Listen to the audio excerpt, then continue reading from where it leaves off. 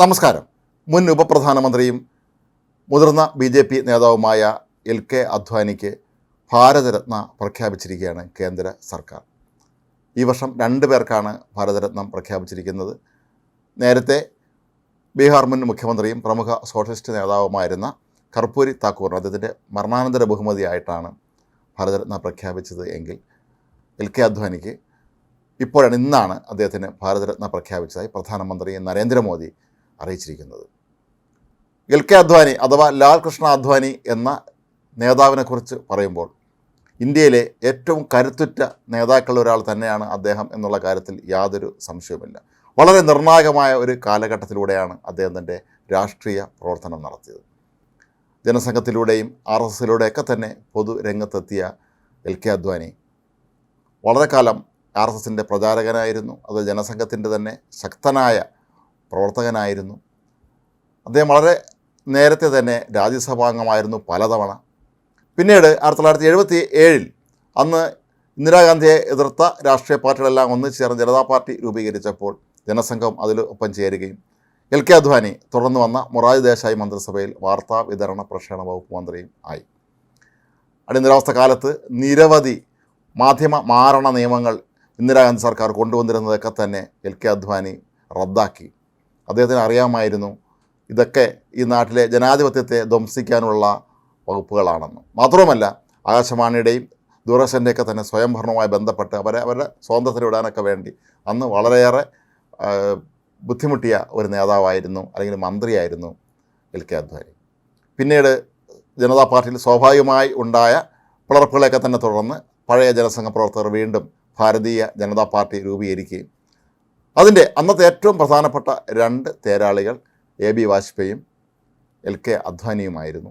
1984 പൊതു തെരഞ്ഞെടുപ്പിൽ 2 സീറ്റ് മാത്രം നേടിയ BJP ഇന്ന് ഇന്ത്യ ഭരിക്കുന്ന ഇത്രയും വൻ ഭൂരിപക്ഷമുള്ള ഒരു രാഷ്ട്രീയ പാർട്ടിയായി മാറിയതിൽ LK അദ്വാനി എന്ന നേതാവ് വഹിച്ച പങ്ക് വളരെ വലുതാണ്. അദ്ദേഹം വാജ്പേയി മന്ത്രിസഭയിൽ ആഭ്യന്തരമന്ത്രിയായിരുന്നു, ഉപപ്രധാനമന്ത്രിയായിരുന്നു.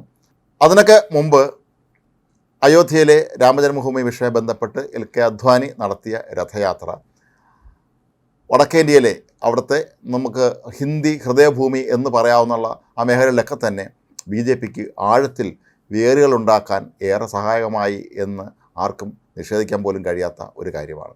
അത്ര ശക്തമായിരുന്നു അദ്ദേഹത്തിൻ്റെ നിലപാടുകൾ. ഒരു രാഷ്ട്രീയ നേതാവ് എന്നുള്ള നിലയിലും ഒരു ഭരണാധികാരി എന്നുള്ള നിലയിലും ഒക്കെ തന്നെ വളരെ നിർബന്ധപൂർവ്വം അദ്ദേഹം വളരെ എല്ലാ നിലപാടുകളിലും അദ്ദേഹം കർശനമായി തന്നെ ഉറച്ചു നിന്നിരുന്നു. തൻ്റെ നിലപാടുകളിൽ അണുകിട വെള്ളം ചേർക്കാൻ ഒരിക്കലും അനുവദിക്കാത്ത ഒരു നേതാവ് തന്നെയായിരുന്നു. അതുകൊണ്ടായിരിക്കും ചിലരൊക്കെ എങ്കിലും അദ്ദേഹം കർക്കശക്കാരനാണ് എന്ന് പറയുമായിരുന്നു. എങ്കിലും അതൊക്കെ തന്നെ അദ്ദേഹത്തിൻ്റെ ഒരു ചിട്ടയുള്ള ജീവിതത്തിൻ്റെ ഒരു ഭാഗം തന്നെയായിരുന്നു LK അദ്വാനിയുടെ ഈ ഒരു എല്ലാ കാര്യങ്ങളിലുമുള്ള തൻ്റേതായിട്ടുള്ള നിലപാടുകൾ വെള്ളം ചേർക്കാത്ത ഇന്ത്യയിലെ അപൂർവം നേതാക്കളിൽ ഒരാളാണ് LK അദ്വാനി എന്ന് യാതൊരു സംശയവും കൂടാതെ നമുക്ക് പറയാൻ കഴിയും. ഈ പ്രായത്തിൽ അദ്ദേഹത്തിന് ഭാരതരത്നം നൽകി ആദരിക്കുമ്പോൾ തീർച്ചയായും അതൊരു വലിയൊരു പാരമ്പര്യത്തിൻ്റെ തുടർച്ചയാണ് LK അദ്വാനി എന്ന നേതാവ്. നേരത്തെയും ഭാരതരത്നം കിട്ടിയ നിരവധി പ്രമുഖരായ നേതാക്കളുണ്ട്. അവരുടെ പട്ടികയിൽ എന്തുകൊണ്ടും ഭാരതരത്നം ലഭിക്കാനുള്ള എല്ലാ യോഗ്യതയുമുള്ള നേതാവ് തന്നെയാണ് LK അദ്വാനി. അദ്ദേഹം ആഭ്യന്തരമന്ത്രിയായിരുന്ന ആ കാലഘട്ടത്തിൽ ഇവിടുത്തെ രാജ്യത്തെ ആഭ്യന്തര സ്ഥിതിയൊക്കെ തന്നെ അതെങ്ങനെ കൃത്യമായി പോകണം എന്നുള്ളതിനെക്കുറിച്ചൊക്കെ തന്നെ വളരെ വ്യക്തമായൊരു കാഴ്ചപ്പാടുണ്ടായിരുന്ന ആഭ്യന്തരമന്ത്രിയായിരുന്നു അദ്ദേഹം. ഒപ്പം അത് ഉപപ്രധാനമന്ത്രിയായിരുന്നു. BJP എന്ന പ്രസ്ഥാനം വളർന്ന് വന്ന ആ ഒരു കാലഘട്ടത്തിലൊക്കെ തന്നെ വാർത്താ സമ്മേളനങ്ങളിലെ സ്ഥിരം 2 മുഖങ്ങളായിരുന്നു അടൽ ബിഹാരി വാജ്പേയിയും ലാൽ കൃഷ്ണ അദ്വാനിയും. രണ്ടുപേരുടെയും 2 രീതികളായിരുന്നു എങ്കിൽ പോലും അവർ എപ്പോഴും ഒരുമിച്ച് എല്ലാ കാര്യങ്ങളും പരസ്പരം ആലോചിച്ച് വളരെ കൃത്യമായി തന്നെ ഈ രാഷ്ട്രീയ പാർട്ടിയെ അതിൻ്റെ നേതൃത്വ സ്ഥാനങ്ങളിലിരുന്ന് നയിച്ചു എന്നുള്ളതിൻ്റെ ഏറ്റവും വലിയ ഫലങ്ങൾ ഒന്ന് തന്നെയാണ് പിൽക്കാലത്ത് BJPക്ക് ഇന്ത്യയിലെ ഏറ്റവും പ്രധാനപ്പെട്ട രാഷ്ട്രീയ ശക്തിയായി മാറാനും പിന്നീട് ഇന്ത്യ ഇപ്പോൾ തുടർച്ചയായി ഭരിക്കാനും ഒരുപക്ഷെ അടുത്തൊരു തുടർഭരണത്തിന് വരെ സാധ്യത തെളിയുന്ന അടുത്തേക്ക് കാര്യങ്ങൾ എത്തുമ്പോൾ LK അദ്വാനിയൊക്കെ പോലെയുള്ള അല്ലെങ്കിൽ AB വാജ്പേയി പോലെയുള്ള നേതാക്കന്മാർ അവിടെ വഹിച്ച പങ്ക്, അവർ പാകിയ അടിത്തറ എന്ന് പറയുന്നത് വളരെ വലുതാണ്. അതുപോലെ തന്നെയാണ് നേരത്തെ പറഞ്ഞതുപോലെ ഭരണാധികാരി എന്നുള്ള നിലയിലും അദ്ദേഹം തൻ്റെ മുദ്ര പതിപ്പിച്ചിട്ടുണ്ട്. പാർലമെൻറ്റിൽ അദ്ദേഹം പ്രതിപക്ഷ നേതാവ് എന്നുള്ള നിലയിൽ ഗംഭീരമായി തിളങ്ങിയിരുന്നു. LK അദ്വാനി പ്രതിപക്ഷത്ത് നിന്ന് എണീറ്റ് നിൽക്കുമ്പോൾ അന്ന് പലപ്പോഴും ഭരണപക്ഷത്തുള്ള പല പ്രമുഖരുടെയും നെഞ്ചിടിപ്പ് കൂടുമായിരുന്നു എന്നാണ് കേട്ടിട്ടുള്ളത്. എ ബി വാജ്പേയി ആണെങ്കിലും എൽ കെ അദ്വാനികളൊക്കെ തന്നെ അവർ പ്രതിപക്ഷത്തിരിക്കുമ്പോൾ എല്ലാ സമയത്തും ഭരണകക്ഷിക്ക് അവരെ ഭയമായിരുന്നു എന്നുള്ളതാണ് സത്യം. കാരണം ഏത് നിമിഷവും എന്ത് ചോദ്യവും അവർ ഉന്നയിക്കാം.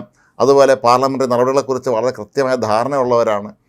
എ ബി വാജ്പേയി ആണെങ്കിൽ അദ്ദേഹം കുറച്ചുകൂടെ സരസമായ രീതിയിൽ കാര്യങ്ങൾ അവതരിപ്പിക്കുമ്പോൾ എൽ കെ അദ്വാനി ആകട്ടെ കുറച്ചുകൂടി നിലപാടുകളിൽ നിന്നുകൊണ്ട് വളരെ കുറച്ച് കർശനമായ രീതിയിൽ തന്നെ കാര്യങ്ങൾ വ്യക്തമാക്കുന്ന ഒരു നേതാവായിരുന്നു. പക്ഷേ എങ്കിൽ പോലും ഈ രണ്ട് നേതാക്കളും ഒരുമിച്ച് രാമലക്ഷ്മണന്മാരെ പോലെ ഭംഗിയായി ഈ പ്രസ്ഥാനത്തെ മുന്നോട്ട് കൊണ്ടുപോയി എന്നുള്ളത് വളരെ പ്രധാനപ്പെട്ട കാര്യമാണ്. അതുപോലെ തന്നെ രാജ്യം ഭരിക്കുമ്പോൾ എ ബി വാജ്പേയി പ്രധാനമന്ത്രി ആയിരിക്കുമ്പോൾ അദ്ദേഹത്തിൻ്റെ മന്ത്രിസഭയിൽ ഉപപ്രധാനമന്ത്രിയും ആഭ്യന്തര വകുപ്പിൻ്റെ ചുമതലയൊക്കെ വഹിച്ച എൽ കെ അദ്വാനിയും ആ മന്ത്രിസഭയുടെ സുഗമമായ പോക്കിന് തീർച്ചയായും വലിയൊരു പങ്കാണ് വഹിച്ചത്. ഇന്ത്യൻ രാഷ്ട്രീയ രംഗത്ത് അല്ലെങ്കിൽ ഇന്ത്യൻ നമ്മുടെ പൊതുധാരയിലൊക്കെ തന്നെ ഒരുപാട് സംഭാവനകൾ നൽകിയ പ്രമുഖനായ ഒരു നേതാവ് തന്നെയാണ് എൽ കെ അദ്വാനി. അദ്ദേഹത്തെ 96-ാമത്തെ വയസ്സിലാണെങ്കിൽ പോലും നമ്മൾ രാജ്യം ഇവിടുത്തെ പരമോന്നത സിവിലിയൻ ബഹുമതി നൽകി ആദരിക്കുന്നത് തീർത്തും ഉചിതമാണ്.